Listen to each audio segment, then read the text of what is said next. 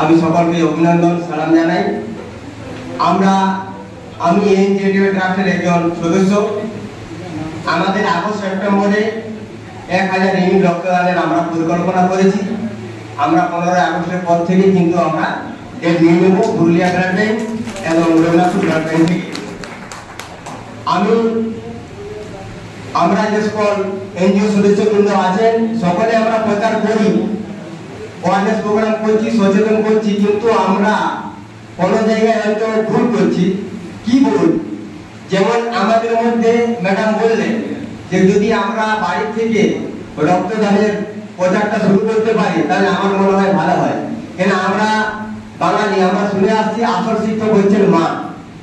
তাই আমার মনে হয় রাজ্য সরকারের যে সেলফ হেল্প গ্রুপগুলো আছে সেই গ্রুপগুলোকে যেমন বিভিন্ন কাজে প্রশিক্ষণ দিচ্ছে, সেভাবে যদি রক্ত দানের জন্য তাদেরকে সচেতনমূলক ক্যাম্প করা হয়, আর সেটা যদি প্রত্যেকটা মেয়ে বাজার ঘাটে বা রাস্তাঘাটে গল্প করে, আমার মনে হয় রক্তের দাতার সংখ্যাটা বেশি হবে।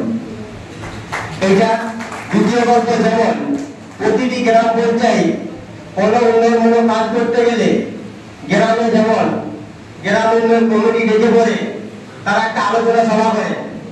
সে ধরনের যদি পঞ্চায়েত দপ্তরে একটি করে প্রতি মাসে রক্তদান শিবিরের অ্যাওয়ারনেস প্রোগ্রাম করে, আমার মনে হয় তাতে আমাদের পশ্চিমবাংলায় বেশি লাভবান হবে।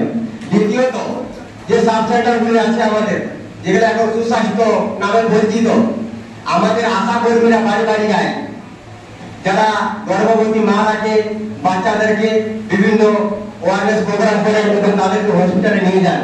যদি তারাও রক্ত দেওয়ার উপকার এই ব্যাপারটা নিয়ে আলোচনা করেন বাড়ি বাড়ি গিয়ে, তাহলে আমার মনে হয় আমাদের মহিলারা সচেতন হবে। আর যখন মহিলারা সচেতন হবে তখন আমার ছোট ছেলেটা, ছোট মেয়েটা, সেও রক্ত দেওয়ার জন্য সচেতন হবে। তাই আমি সরকারি দপ্তরে যারা প্রতিনিধি আছেন তাদের কাছে আমি অনুরোধ করবো যাতে সরকারি দপ্তরে আলোচনাটি রাখা হয়, এবং আমি কল্যাণের কাছে আলোচনা করবো।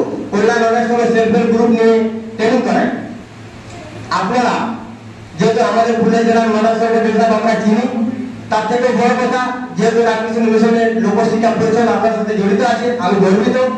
তাই আমি বলবো আপনারা বিভিন্ন সাংস্কৃতিক কালচারের সাথে সাথে গ্রামে যে প্রোগ্রামটা করেন সেখানে আমাদের মতো রক্তযোদ্ধাদেরকে নিয়ে রক্তদানের উপকারিতা সচেতন শিবির করুন।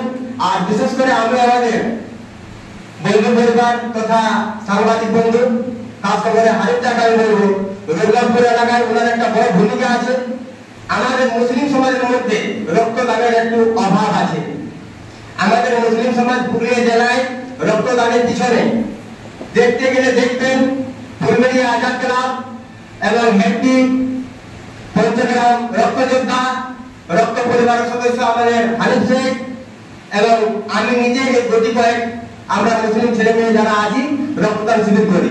তাই আমি আমাদের যারা মাইনরিটি কমিউনিটি মুসলিম ছেলে মেয়ে আছেন, তারা যেমন আমাদের ধর্মীয় আলোচনা সভা হয়, সেরকম আমরা চেষ্টা করবো প্রত্যেকটা পরবে, প্রত্যেকটা উৎসবে আমরা নিজেদের আলোচনা সভা রাখবো এবং আমরা উৎসাহিত করবো যাতে করে আমাদের ছেলে মেয়েরা বেশি করে রক্ত দেন।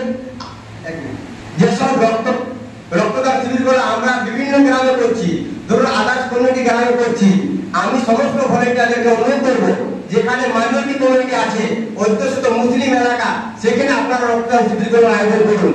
আমরা সহযোগিতার হাত বাড়িয়ে দেবো, তাহলে আপনাদের দেখে আমাদের ছেলেমেয়েরা রক্ত দিতে উৎসাহিত হবে।